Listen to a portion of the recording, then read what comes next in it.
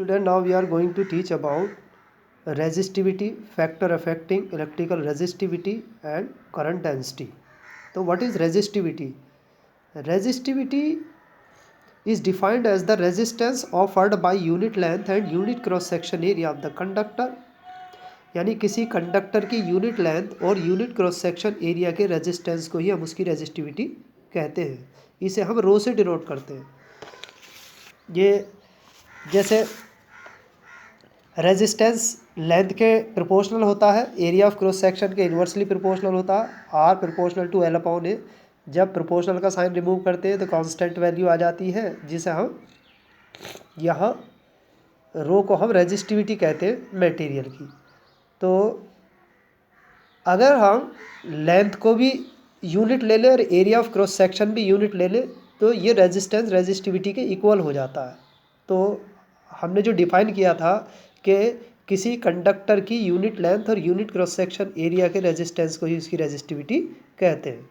अब ये किन किन फैक्टर पे डिपेंड करती है रेजिस्टिविटी? रेजिस्टिविटी 2 फैक्टर पे डिपेंड करती है. एक तो nature of the material of the conductor, number 2 temperature.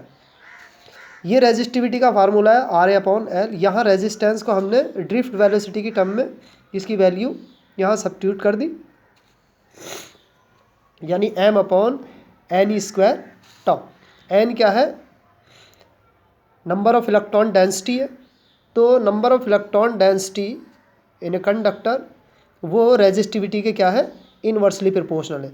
क्योंकि डिफरेंट मेटल में number of free electron different होते हैं तो उनका नंबर डेंसिटी ऑफ इलेक्ट्रॉन भी क्या होगा? डिफरेंट होगा. तो इसीलिए अगर नंबर डेंसिटी ऑफ इलेक्ट्रॉन ज़्यादा है तो रेजिस्टिविटी कम होगी, नंबर डेंसिटी ऑफ इलेक्ट्रॉन कम है तो रेजिस्टिविटी क्या होगी? ज़्यादा होगी इसकी. ठीक है. और नंबर 2 टेम्परेचर. टेम्परेचर पे कैसे डिपेंड करती है कि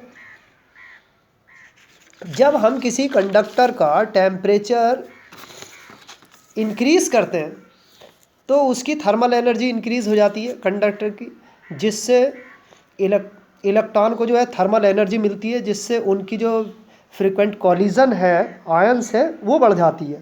ठीक है. यानी बहुत कम टाइम में ही वो कॉलिजन कर लेते हैं आयन से, तो नंबर ऑफ कॉलिजन उनकी आयन से बढ़ जाती है, जिससे उनका रिलैक्सेशन टाइम जो है वो कम हो जाता है.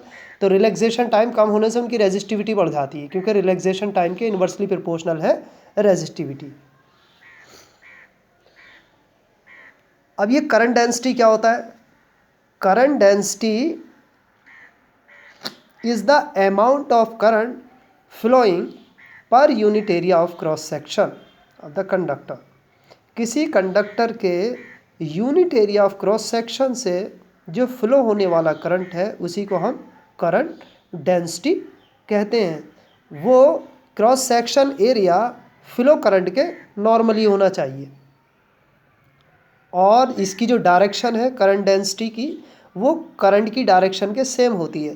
क्योंकि अगर वो area of cross section current के नॉर्मली होगा तो उसका एरिया वेक्टर जो है वो करंट की डायरेक्शन में होगा. अब ये जो करंट डेंसिटी है, जैसे ये कंडक्टर हमने सपोज कर लिया, इस कंडक्टर में जो है 5 एम्पियर करंट फ्लो हो रहा है, तो ये पूरे कंडक्टर का करंट है. अगर हमने इसमें क्रॉस सेक्शन एरिया अलग अलग पॉइंट ले लिए, ये 1 पॉइंट ले लिया हमने और ये सेकंड पॉइंट, तो इनका एरिया अलग अलग है, तो इनमें अलग अलग ही करंट फ्लो होगा, डिफरेंट ही करंट इनमें फ्लो होगा. इनमें 50 एम्पियर करंट फ्लो नहीं होगा जैसे पूरे कंडक्टर में 50 एम्पियर करंट फ्लो हो रहा है, क्योंकि पूरे कंडक्टर का एरिया ग्रेटर है और इनका एरिया लेस है, तो इसलिए यहाँ करंट की वैल्यू कम हो जाएगी. तो current density is defined as the amount of current flowing per unit area of cross section of the conductor.